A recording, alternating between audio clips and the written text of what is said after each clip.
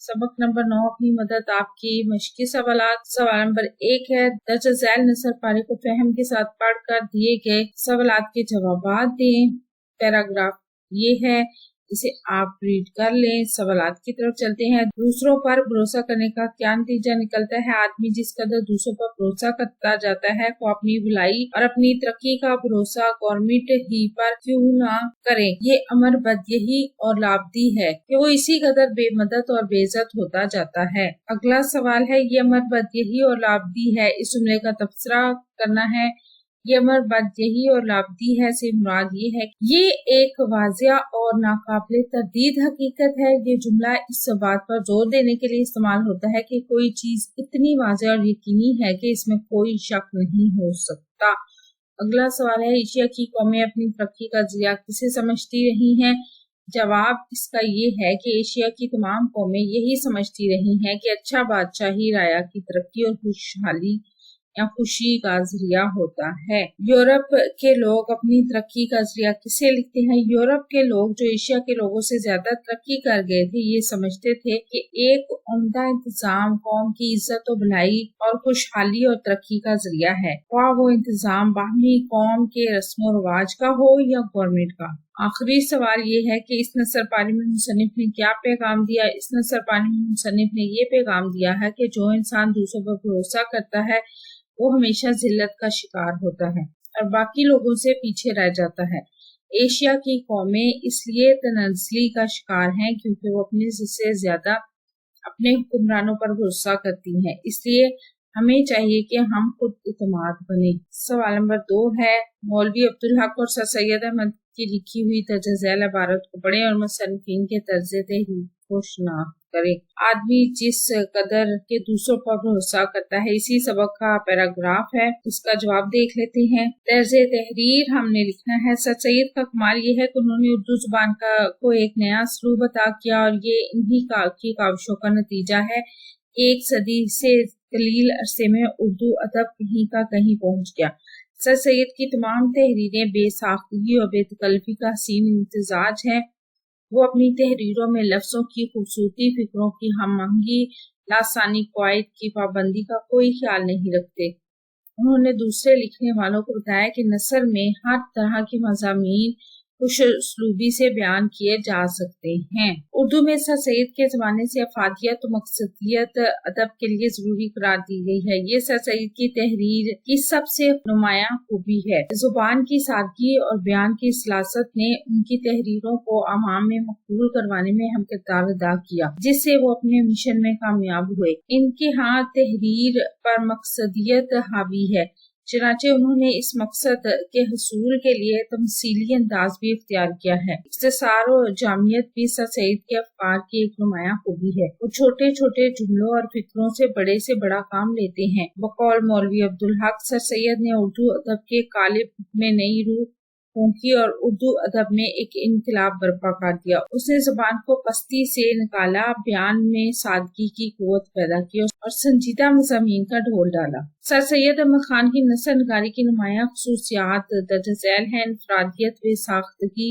और बेतकल्फी, मकसदियत, सादगी और सलासत, तमसीली अंदाज, इख्तिसार और जामियत, जिद्दत पसंदी और इस्तिक़लालियत। दूसरा जो है वो मकबरे का बाग मेरी निगरानी में था, नामदेव माली वाले सबक का पैराग्राफ है, रीडिंग कर लें। मौलवी अब्दुल हक इसके मुसन्निफ हैं, तो उनका तर्ज तहरीर देखते हैं। अगर कोई बैक वक्त मुहक्किक, इस्लाह साज, मुसन्निफ, क़वाइद लुग़त, स्वानिहा निगार, तनकीद निगार और खाका निगार हो सकता है, वो सिर्फ मौलवी साहब की शख्सियत हो सकती है।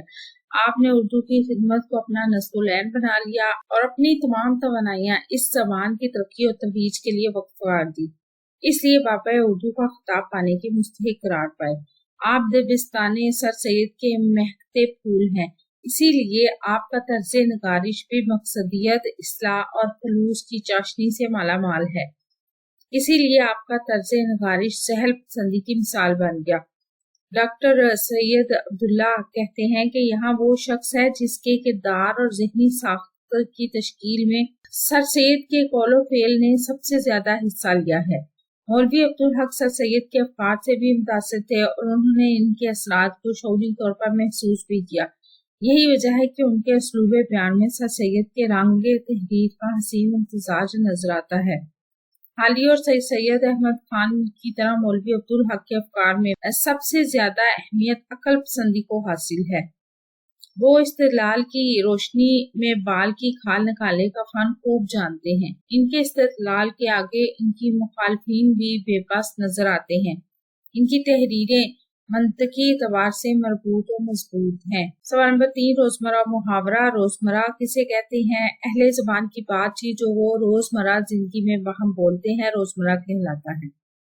दो या दो से ज्यादा अल्फाज का मजमुआ जो अहले ज़बान की बोल चाल के मुताबिक हकीकी मानों में इस्तेमाल होता है, वो रोजमर्रा कहलाता है। जैसे अहले ज़बान ये कभी नहीं कहेंगे कि मेरी चश्म में दर्द है, बल्कि मेरी आंख में दर्द है कहेंगे। इन जुमलों में दुरुस्त रोजमर्रा इस्तेमाल करके दूसरों को सुनाना है। अलिफ है, इनकी उम्रों में 19-20 का फर्क है। ये दुरुस्त हम आपके साथ शेयर करेंगे। दूसरे में आएगा कि लड़की ने दुपट्टा ओढ़ा। तीसरा है वो आए दिन स्कूल से गैर हाजिर रहता है। चौथा है अहमद बिलानागा मस्जिद जाता है। और आखिरी है रोज रोज की शिकायत अच्छी नहीं होती।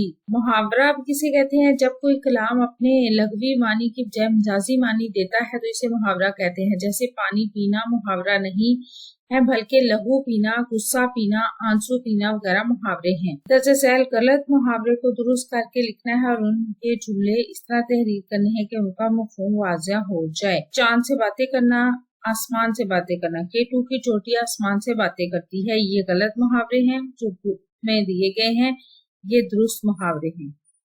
सुर्ख बाग दिखाना, सब्ज बाग दिखाना असल मुहावरा है। आजकल यूरोप जाने के सब बाग दिखाकर नौजवानों को लूट लिया जाता है। कान में दम करना, नाक में दम करना होता है।